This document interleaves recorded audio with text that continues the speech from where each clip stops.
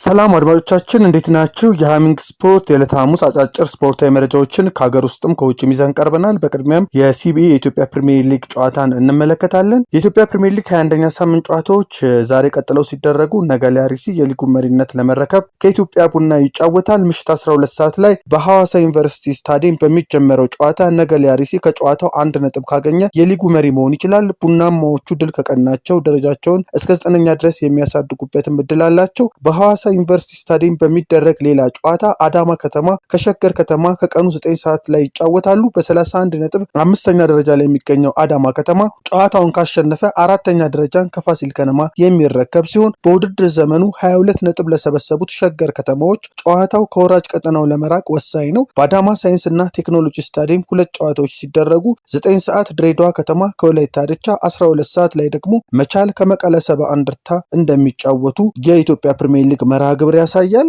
የአውሮፓ ቻምፒየንስ ሊግ የቅድመ ጥሎ ማለፍ ጨዋታዎች ትናንት ምሽት ተጠናቀዋል። በቀጥታ 8 ውስጥ መግባታቸውን ቀድሞ ያረጋገጡትን ክለቦች በማካተት በቅድመ ጥሎ ማለፍ የደርሶ መልስ ጨዋታዎች ቀሪዎቹ 8 ቡድኖች ተለይተዋል። በመሆኑም ሩብ ፍጻሜውን ለመቀላቀል በሚደረገው የዕጣ ድልድል የትኞቹ ክለቦች ከየትኞቹ ጋር ይገናኛሉ? ገና ከወዲሁ ጠንካራ ክለቦች ሊገናኙ የሚችሉበት ሰፊ እድል መኖሩ የጥሎ ማለፍ ጨዋታዎች እንዲጠበቁ የሚያደርግ ይሆናል። በቅድመ ጥሎ ማለፉ ቤኔፊካን ያሸነፈው ሪያል ማድሪድ ሩብ ፍጻሜውን ለመቀላቀል በሚያደርገው ትግል ከማንቸስተር ሲቲ ወይም ከስፖርቲንግ ሊዝበን የሚገናኝ ይሆናል። ሌላኛው የሚጠበቀው ድልድል ፒኤስጂ ከባርሴሎና ወይም ከቼልሲ የሚገናኝበት ነው። ጁቬንቱስን ያሸነፈው ጋላታሳራይ ከሊቨርፑል ወይም ከቶትናም ሆትስፐር ሲገናኝ፣ አትላንታ ከባየር ሙኒክ ወይም ከአርሰናል የሚገናኝ ነው የሚሆነው። በሌላ በኩል ኒውካስል ዩናይትድ ከባርሴሎና ወይም ከቼልሲ፣ አትሌቲኮ ማድሪድ ከሊቨርፑል ወይም ከቶትናም፣ ባየር ሌቨርኩሰን ከባየር ሙኒክ ወይም ከአርሰናል እና ኢንተር ሚላንን አሸንፎ የመጣው ቦዶ ግሊምት ከማንቸስተር ሲቲ ወይም ከስፖርቲንግ ሊዝበን የሚገናኙ ይሆናል። የ25-26 የአውሮፓ ቻምፒየንስ ሊግ የጥሎ ማለፍ ድልድል በስዊዘርላንድ ኒዮን የሚወጣም ነው የሚሆነው።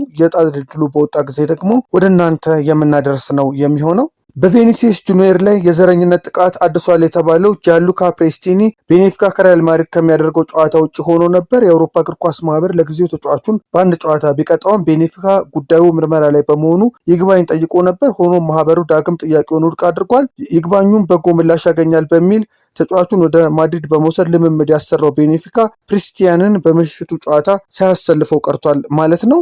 በ2025-26 የእንግሊዝ ፕሪሚየር ሊግ የውድድር ዓመት ቼልሲ 8 ጊዜ ቀይ ካርድ የተመለከተ ክለብ ነው። በአንድ የውድድር ዓመት 9 ቀይ ካርድ በመመልከት ሰንደርላንድ በ2008-2009 እና ኪፒአር በ2011-12 ቀዳሚዎቹ ናቸው። ሌስተር ሲቲ፣ ብላክበርን ሮቨርስ፣ ዌስትሃም ዩናይትድ እና ኒውካስል ዩናይትድ ሌሎች በአንድ ዓመት ውስጥ 8 ጊዜ ቀይ ካርድ የተመለከቱ ክለቦች ናቸው። በዚህ ምክንያት ቼልሲ በዚህ ዓመት 8 ቀይ ካርድ በማስመዝገብ ቀዳሚውን ስፍራ ይዟል ማለት ነው። የእንግሊዝ ፕሪሚየር ሊግ እና የእንግሊዛውያን አሰልጣኞችን ጉዳይ ደግሞ እንመልከት። በ1992 የፕሪሚየር ሊጉ 1992 ፕሪሚየር ሊጉ በአዲስ መልክ ከተዋቀረ ጀምሮ ላለፉት 33 የውድድር ዓመታት አንድም እንግሊዛዊ አሰልጣኝ የእንግሊዝ ፕሪሚየር ሊግ ዋንጫ ማንሳት አልቻለም። ይህን ድል ያሳኩት በሙሉ ከእንግሊዝ ውጭ ያሉ አሰልጣኞች ናቸው። እግር ኳስ የኔ ነው የምትለው እንግሊዝ ሊጓን ከዓለም ቁንጮ ብታረግም በ3 አስርት ዓመታት የሊጉን ዋንጫ ያሸነፈላት አንድም እንግሊዛዊ አሰልጣኝ አላገኘችም። ከሰር አሌክስ ፈርጉሰን እስከ አርሰን ቬንገር፣ ከጆዜ ሞሪኒዮ እስከ ፔፕ ጋርዲዮላ 33ቱም የሊግ ዋንጫዎች ከፍ ያደረጉት የውጭ ሀገር ዜጎች ናቸው። ሊጉ ፕሪሚየር ሊግ በሚል ስያሜ ከመጀመሩ አንድ ዓመት ቀደም ብሎ በ1992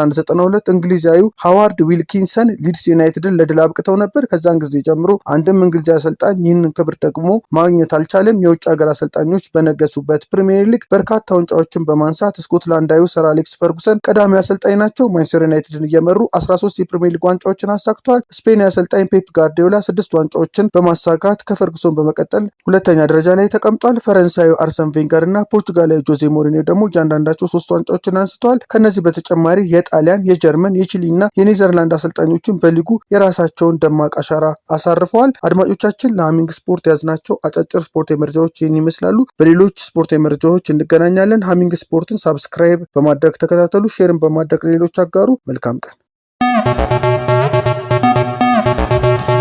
ሃሚንግ ስፖርት በሀገራዊና ዓለም አቀፍ ስፖርታዊ ጉዳዮች ላይ የሚያተኩር ዝግጅት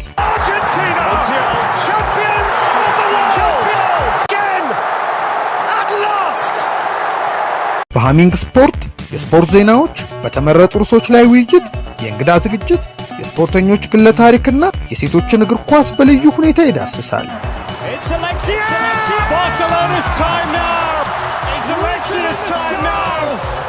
ሃሚንግ ስፖርት ስፖርትን ቀዳሚ ዘይቤ በማድረግ ስኬትን በተግባር እናረጋግጥ።